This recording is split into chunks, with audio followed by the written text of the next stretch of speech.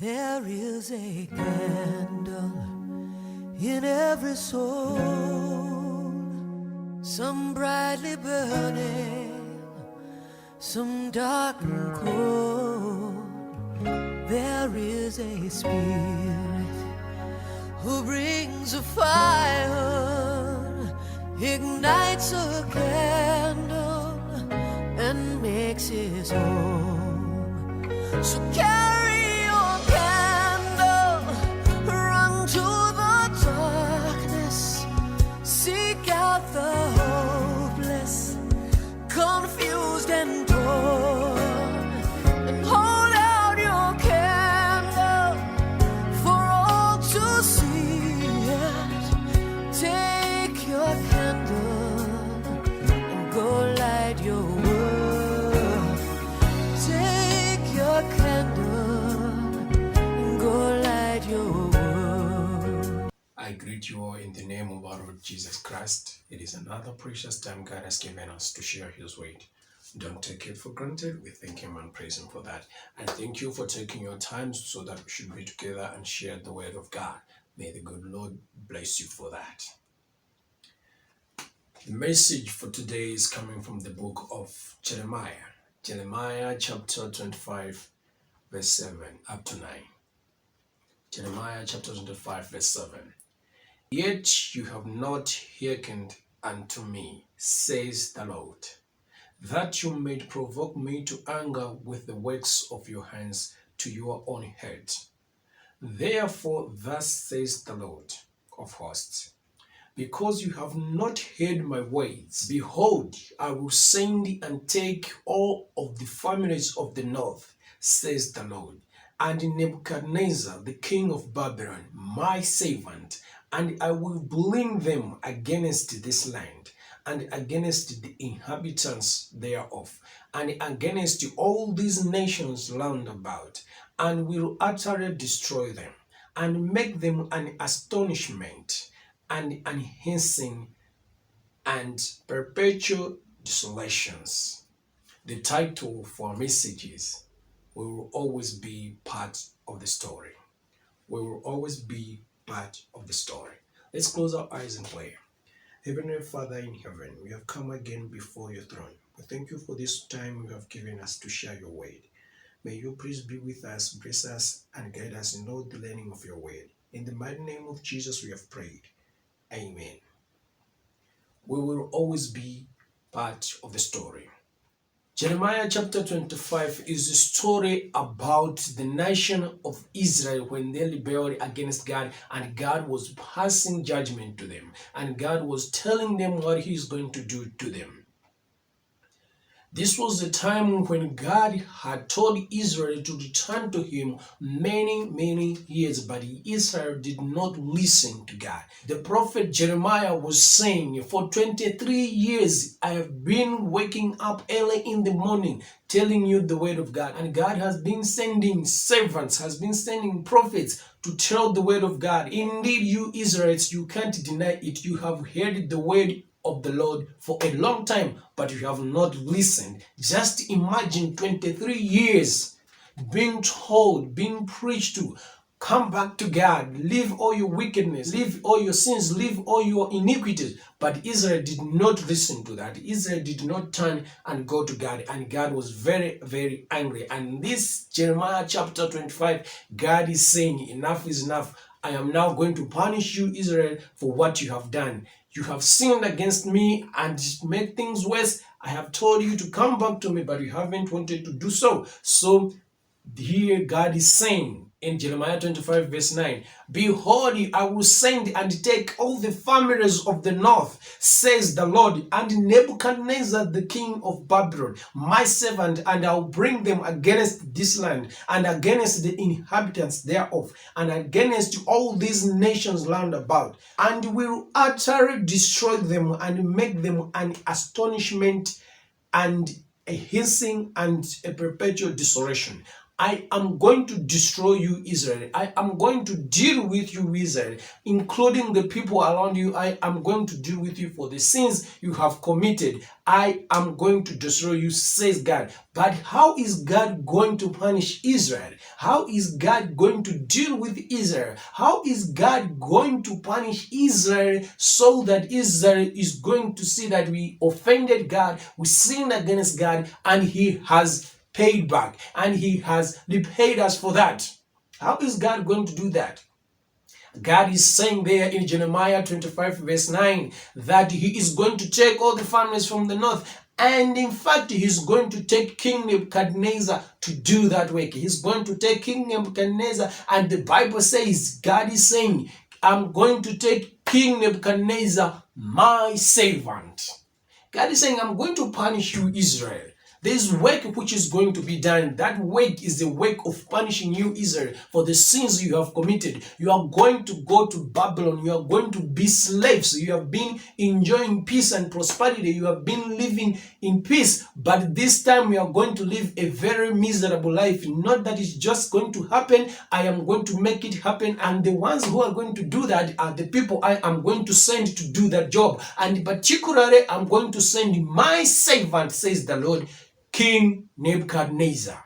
God is saying, I'm going to punish Israel. It is a work which is going to be done. And I, the Lord, am going to do that job. But I'm going to use my servant, King Nebuchadnezzar, king of Babylon. God's servant, King Nebuchadnezzar.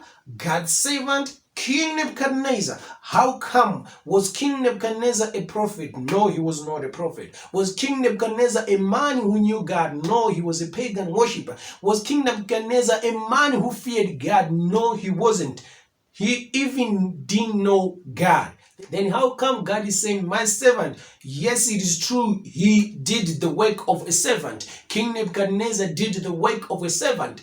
God sent him to do the work of punishing the children of Israel. Indeed, we will always be part of the story. There's nothing like you say, I don't choose God. There's nothing like you say, I don't believe in God. There's nothing like you say, I have nothing to do with religious things. I have nothing to do with Christianity. Then you are off the hook. No, you will always be God's business. I will always be God's business. God is in control of everything. God is watching everything. God is doing everything. And He is using whoever He wants, whenever He wants, in any particular thing He wants to do. Indeed, we will always be part of the story. We were not expecting God to use a pagan king. We were not expecting God to work with a pagan king. We were not expecting God to have something to do with the pagans doing His job. But here God is saying, I am going to punish you, Israel. And that job, that work is going to be done by my servant. I'm going to assign that assignment to King Nebuchadnezzar. I'm going to commission King Nebuchadnezzar to do that job. And indeed it happened. Israel fought with King Nebuchadnezzar, and Israel was defeated and was taken into slavery to Babylon. Indeed, the work was done.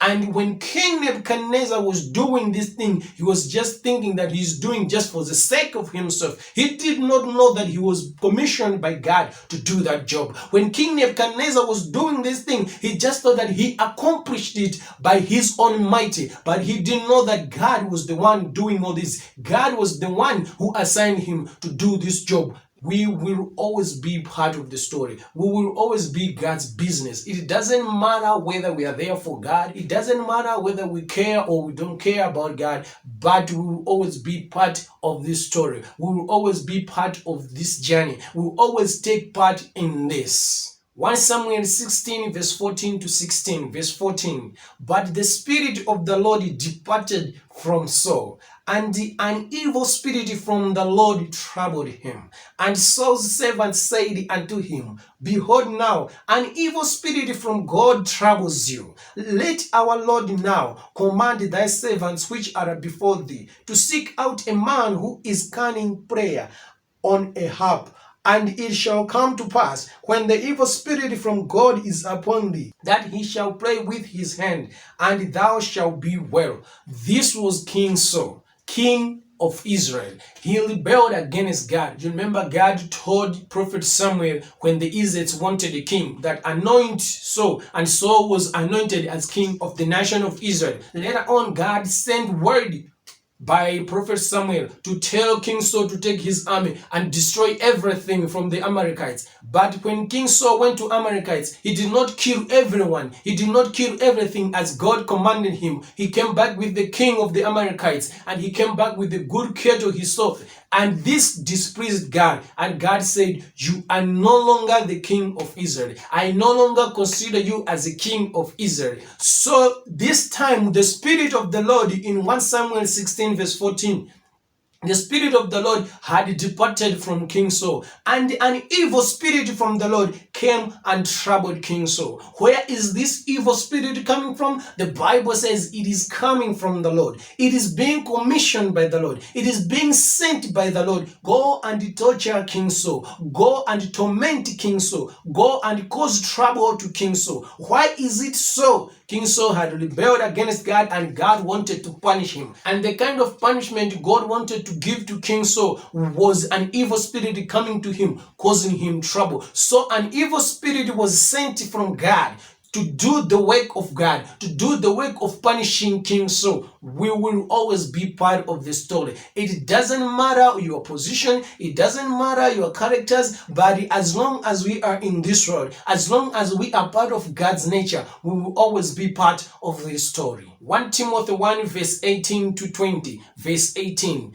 This charge I commit unto thee, son Timothy, according to the prophecies which went before on thee, that thou by them mightest war a good warfare. Verse 19, holding faith and a good conscience, which some having put away concerning faith have made shipwreck, of whom is Hymenaeus and Alexander, whom I have delivered unto Satan, that they may learn not to blaspheme. This was Apostle Paul writing a letter to his son in Christ, to his son in spirit, that's Timothy. And he was encouraging him that you have to hold on to your faith. You have to hold on to good conscience. Otherwise, if you leave these things, you are going to destroy your spiritual life, of which some have tried to do that, of which some are the examples of people who do not hold on to their faith, who do not hold on to good conscience. And such people are Hymenaeus and Alexander. And Paul is saying, concerning these people, these two people, Hymenaeus and Alexander, I have delivered them to Satan. For what? To teach them not to blaspheme. We are seeing Paul, he's saying, these people who have failed, these people who are not doing good in Christ, these people who are failing, I haven't given up on them. I haven't abandoned them. I haven't forsaken them. No, I'm still working on them. I'm still trying to make things work for them. But there's something that needs to be done. These people, they have to be taught not to blaspheme. These people, they have to be taught so that they stop to blaspheme. And a person who can give them better lessons, and a person who can give them good lessons to stop blaspheming is the devil. So I have delivered them to the devil so that they should be taught never to blaspheme again. Are you seeing what is happening here? People are being made for the kingdom of God. People are being sharpened for the kingdom of God. People are being made ready for the kingdom of God. People are being fixed for the kingdom of God. But who is doing the job of fixing these people? Who's doing the job of fixing Alexander? Who's doing the job of fixing Hymenaeus?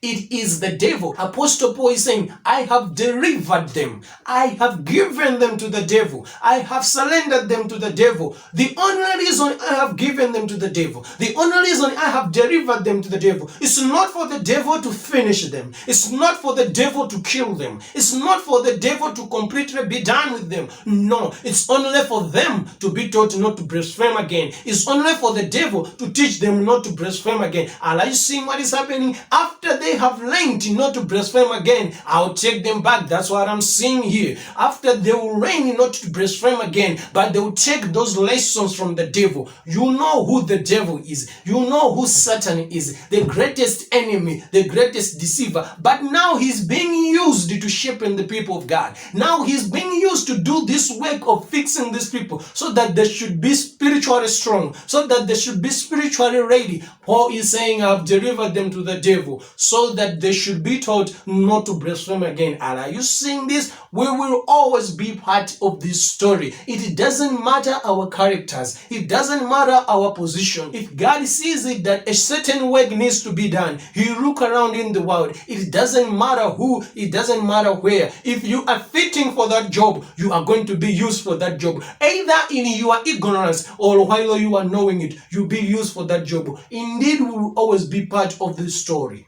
Another example I can give, it's example of Judas Iscariot, the one who betrayed Jesus Christ. Yes, Jesus Christ was supposed to come, and when He would come, He was supposed to be killed. When He would come, He was supposed to be murdered on the cross, death on the cross, and processes needed to be done so that Jesus would end up on the cross. And many people were involved in that plot. Many people were involved in that plot, but there was a certain problem. There was a certain problem. It was so hard to capture Jesus Christ. It was so difficult to capture Jesus Christ. There was supposed to be somebody who could lead these people to go and capture Jesus Christ. They tried to do it several times. Yes, of course, it wasn't His time yet, but still it was difficult.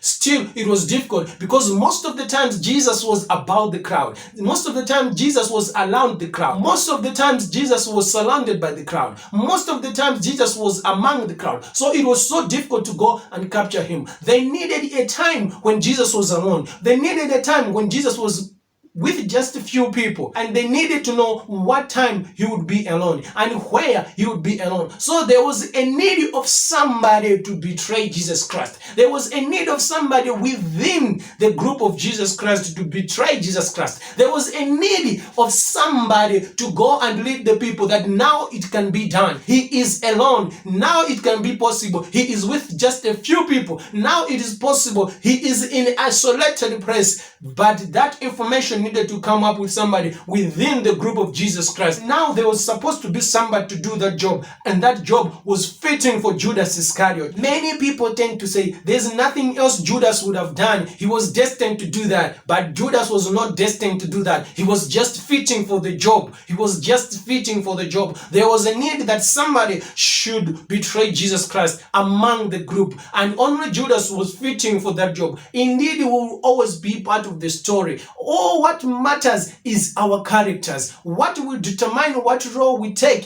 what will determine what part we take in the story is our characters. The characters we have chosen for ourselves. The characters Judas chose for themselves are the characters which determine for what work he's going to do in the story, for what work he's going to do in the plan of salvation, for what work he is going to do in the redemption of man, for what work he is going to do in all the saving of mankind. Your characters, my characters, their characters are the ones which are going to determine which part they are going to take. There is always work needed to be done. There is always work which is supposed to be done. Some to be done by evil people, some to be done by good people, some to be done by traitors, some to be done by faithful people. If you choose bad characters for yourself, you'll be given bad roles to play in this story. If you choose good characters for yourself, you'll be given good roles to play in this story. Judas Iscariot was a money lover. Judas Iscariot was a thief. You remember that time when that woman came with very expensive perfume and used it on the feet of Jesus Christ? Judas said, why is it that, isn't that a waste? Why can't we use that? We sell it and give money to the poor. But the Bible records that through the power of the Holy Spirit, who knows the mind and the hearts of men, saying that Judas did not say those things because he cared for the poor. No,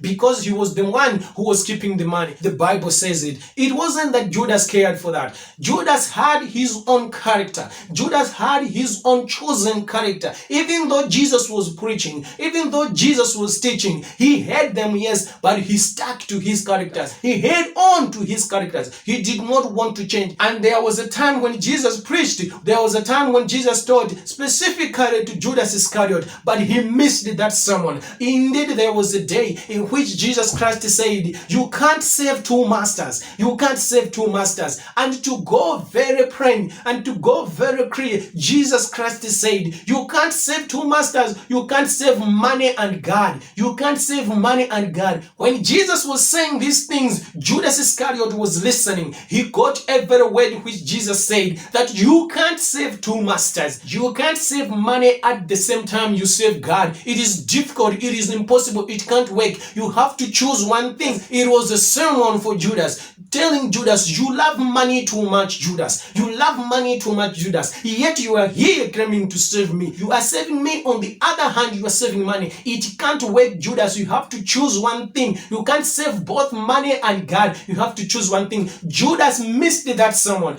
Judas did not take note. Judas did not listen to that. Then later on, Jesus came so praying to Judas that, Judas, you are the one who's going to betray me. Still, Judas stuck to his own characters. Indeed, we will always be part of the story. What will determine the rules we are going to take in this story is the characters we have chosen for ourselves. It's the behaviors we have chosen for ourselves. God have been pleading to us, let's turn away from our sins. God has been teaching us. God has been preaching to us through ministers, through preachers, through evangelists, that we should come to God. We should turn to God. There's work to be done. Some evil work, some good work. All this work is supposed to be done. Daniel 4 verse 32. Until thou know that the Most High rules in the kingdom of men and gives it to whosoever he will. This was the time when Prophet Daniel was talking to King Nebuchadnezzar, that you don't honor God, you don't fear God, you don't respect God. But let me tell you, it is coming a time when you will understand. It is coming a time when you come to know. It is coming a time when you come to realize that God rules in the kingdom of men, that God controls in the kingdom of men, and he takes kingdom from whoever it is to whoever he wants. God controls in the kingdom of men. God rules in the kingdom of men. It doesn't matter those men fear God or not. It doesn't matter those men know God or not. It doesn't matter those men have nothing to do with God or not. God rules in their kingdoms. God rules in every country. God rules in every place. It doesn't matter. He's the ruler. He's the supreme king. He has control over everything. He does anything to anyone at any time, anywhere he wants. Revelation 17 verse 17. Verse 17, for God has put in their hearts to fulfill his will and to agree and to give their kingdom unto the beast until the words of God shall be fulfilled. This was the time when a prophecy is given about the end times, that many of the kingdoms of the world will give their power to the beast. And the Bible is saying the kings of the world, the rulers of the world, when they'll be giving their powers to the beast, it will be the will of God. For the Bible is saying God has put it in their minds. God has put it in the minds of the kings of this world, in the minds of presidents of this world, that they should give their power, that they should give their regency to the beast. The Bible is saying it is not just their will. It is not just what they think like they should do. God has put it in their mind. Why has he put it in their mind? Because he wants things to go that way. Because he wants things to end that way. Because he wants things to be that way. Why is it like that? Why is God putting it in their mind? But this is not a good plan. This is not like a righteous plan. This is an evil plan. God controls in the kingdom of men. God rules in the kingdom of men. When he wants things to be done, it doesn't matter who does it. He can send anyone. If it is an evil work which is supposed to be done, he sends evil people. And if you find yourself to be evil people, he will pick you to do that job because it is necessary for things to go that way. God rules in the kingdom of men. Even though we are preached to turn to God, even though we are preached to leave our sins, even though we are asked with a tender heart to return to God, it is not because God is not able to control our minds. It is not because God is not able to direct us. It is not because God cannot just command us to do what he wants. He wants us to freely give ourselves to him. But nevertheless, God controls the world. Nevertheless, God controls everything. Nevertheless, God is able to do everything. And God commissions people to do the work he wants to do. And there are times when evil work has to be done. And that job is done by those people by that time are found to be evil. And there's time when a good job is supposed to be done. There are times when a word of God is supposed to be taught. And God goes out, look for his servants, look for his people to do that job. And there are times when some people need to receive punishment. There are times when God is angry with some people. There are times when people people become so wicked that God wants to punish them. And he thinks, how can I punish them? How should I punish them? Okay, they are rich. That family is rich. Okay, I know that. To punish them, let me destroy all their riches. How am I going to do that? I need to send in thieves. They break into their houses. They steal everything. Who is going to do that job? Thieves who around that place are the ones who are going to do that job. So God is going to come down, assign thieves to break into this house, and they break into that house and they receive the punishment God wanted to render to those people. You see what is happening here? There is always work to be done. For that will always be part of the story. What matters, what determines the law we are going to take in this story is the characters we have chosen for ourselves. There are some people who are out there and God is very angry with them that he wants to punish them in one way or the other. And that punishing work is supposed to be done by fellow human beings. If God looks around, he will pick people who are evil for that. He will pick people who are fitting for that evil. He will pick people who are fitting for that punishment. And they are going to do that work assigned by God. Just like King Nebuchadnezzar, a servant of God, sent to do the punishment rendered to the nation of Israel, just like the evil spirit which was sent from God, just like the evil spirit which was commissioned by God, go and torture, go and cause trouble to King Saul, just like Judas Iscariot who was sent to do this job. All this because of the characters they have chosen for themselves. It's not God's intention, but whenever work is supposed to be done, either evil work or a good work, people are always available. There are always evil people and there are always good people. And there's always evil work to be done and there's always good work to be done. Your characters, the characters you have chosen for yourselves, are the ones who are going to determine which law you are going to take in this. But we are all part of God's nature. We are all part of God's creation. And for that, God can use us at any time, just depending on how our characters are. Will you work for God as an evil man? Will you work for God as an evil woman and receive a reward of evildoers? While some people are working for God and receive a reward of eternal life. Why should you work for God on evil mission? Why should you work for God on evil work when there is a good work you can do and receive eternal life? There's nothing like being neutral. There's nothing like being out. We will always be part of the story. God will always use us. God will always send us. God will always commission us. We are all part of this. It doesn't matter whether you are evil. It doesn't matter whether you are good. We have seen the devil preparing a people for the kingdom of God, teaching them not to blaspheme again. But this is the devil. He will teach these people not to blaspheme again. These people will go to heaven. The devil will end in hell. But still, he worked when he was necessary, when he was needed to do the job. Will you do that kind of work in which you work for God on the evil part? Maybe you think that, okay, I'll work for God. Even for the evil work, I'll be paid good since I have worked. And once you work, you should be paid. Listen to this. Jeremiah 25 verse 12. And it shall come to pass when 70 years are accomplished that I will punish the king of Babylon and that nation, says the Lord, for their iniquity and the land of the Chaldeans, and I will make it perpetual desolation. I'll come again on that one. I'm saying, maybe you think that because I've worked for God, it doesn't matter for evil or for good, but as long as I've worked for God, I'm going to be paid good. Listen to this one. We are talking about the first servant of God in this story. We are talking about King Nebuchadnezzar. God said, I'm going to punish you, Israel, and that work is going to be done by my servant King Nebuchadnezzar. And here is what God is saying. After King Nebuchadnezzar have done that job, after King Nebuchadnezzar have accomplished the work which God sent him to do, and this is what God is paying him back, this is what God is giving back King Nebuchadnezzar. Listen to this, Jeremiah 25 verse 12. And it shall come to pass when 70 years are accomplished that I will punish the king of Babylon and that nation, says the Lord, for their iniquity and the land of Chaldeans, and I will make perpetual desolation.